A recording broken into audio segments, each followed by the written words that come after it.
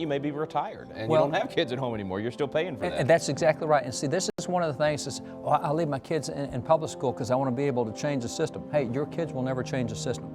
If you pay taxes, you have every right to get in that system. Your kids can be somewhere else in some other thing, but if you pay taxes, you got the right to make every school board meeting, to leverage every one of those guys, to talk to every teacher. Well, I can't go see the curriculum because I don't have a kid in public school. Yes, you can. As long as you're paying taxes. It's called taxpayer standing. As long as you are paying taxes, you have every right to participate in that system as though you had 55 of your kids in there. I mean, it doesn't matter. So for people who say, man, I want my kids to be missionaries, your kids will never be, those kids cannot change policies in public schools. It takes adults to do that. That's why you get people recruited to run for office in school board or for state board of education or anything else.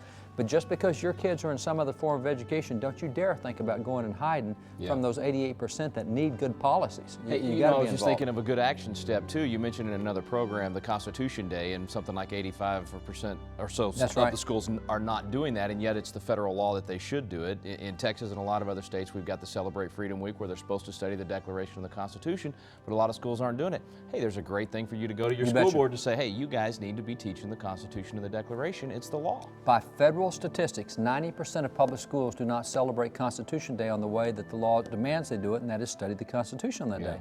So if you're a taxpayer, you need to walk right in and say, hey, federal law, you guys want to be in trouble? Let's don't do that. Let's just follow the law.